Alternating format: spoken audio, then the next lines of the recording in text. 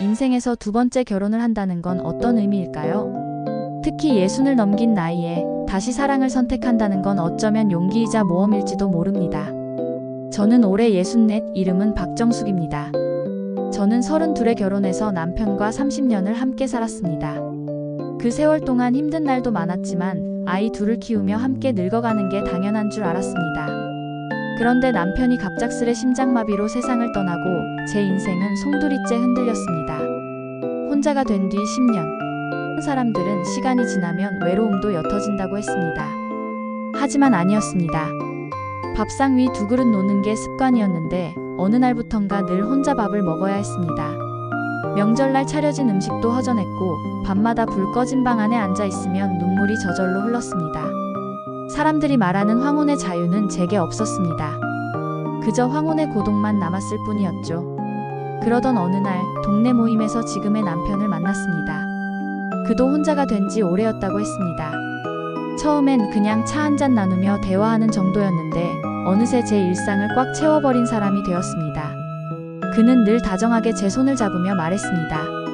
정숙씨, 이제 외롭지 않게 해줄게요. 혼자가 아니라는 게 얼마나 큰 힘인지 아실 거예요.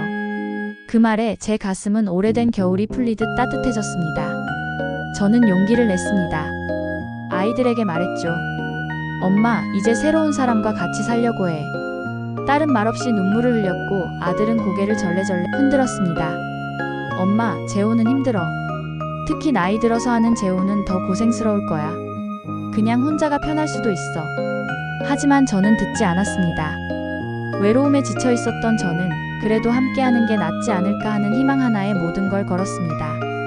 그렇게 저는 재혼을 선택했습니다. 처음엔 행복했습니다. 같이 밥을 먹고 아침에 함께 산책하고 늦은 밤 드라마를 보며 웃을 수 있다는 게 너무 소중했습니다. 사람들이 괜히 나를 말렸구나 싶었습니다. 봐라, 나도 다시 행복할 수 있잖아.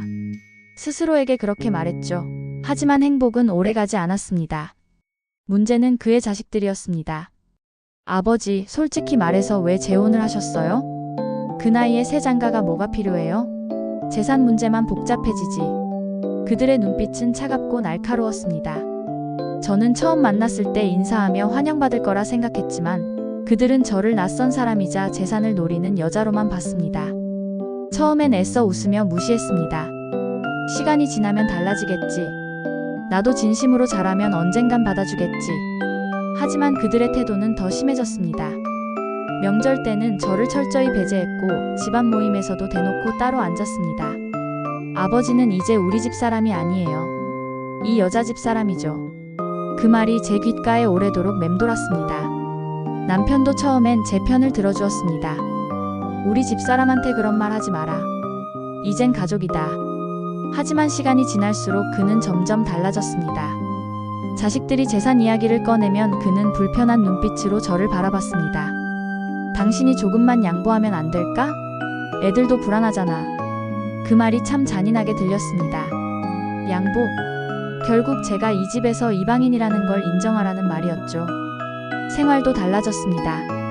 남편은 생활비를 제대로 주지 않았고 내 자식들에게는 차갑게 굴었습니다. 당신 딸은 이제 우리 집 사람이 아니잖아. 너무 드나들지 않게 해. 그 순간 제 가슴은 무너졌습니다.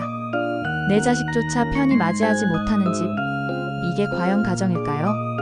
같이 산 지 2년, 저는 어느새 집안의 머슴이 되어 있었습니다. 아침이면 밥 차리고 빨래하고 남편 병원 심부름까지 도맡았습니다. 정작 제 건강은 무너져가는데 제 아픔을 살펴주는 사람은 아무도 없었습니다. 혼자 살 때보다 더 지치고 외로운 날들의 연속이었습니다. 밤마다 거울 앞에 서서 제 얼굴을 들여다봤습니다. 주름진 얼굴, 지쳐버린 눈동자. 정수가, 이게 내가 바라던 삶이니? 혼자여도 자유로웠던 그 시절이 더 행복하지 않았니? 스스로에게 묻다 보면 눈물이 흘러내렸습니다. 얼마 전에는 이런 일도 있었습니다. 남편이 제게 말했습니다. 당신, 내 자식들한테 너무 신경 쓰지 마. 그냥 적당히 눈치 보면서 지내면 돼. 그 말이 칼처럼 꽂혔습니다.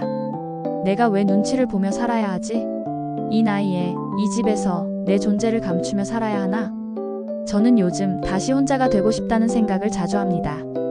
외롭더라도 내 집에서, 내 시간대로, 내 마음 편히 사는 게 더 행복하지 않을까요?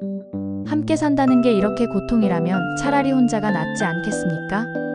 여러분, 나이 들어서의 재혼은 젊은 날의 사랑과는 다릅니다. 젊을 때는 사랑 하나만으로도 버틸 수 있지만 나이 들어서는 사랑보다 현실이 더 크고 무겁습니다. 자식 문제, 재산 문제, 건강 문제 이 모든 게 얽히면 결국 행복은 멀어지기만 합니다. 저는 지금 결심했습니다. 남은 세월 다시 혼자로 살겠다고. 혼자가 두렵더라도 최소한 제 자존심은 지킬 수 있을 테니까요. 그리고 다시 한번 깨달았습니다. 사람은 누군가와 함께 살아서 행복해지는 게 아니라 자기 자신을 지킬 때 진짜 행복해진다는 것을.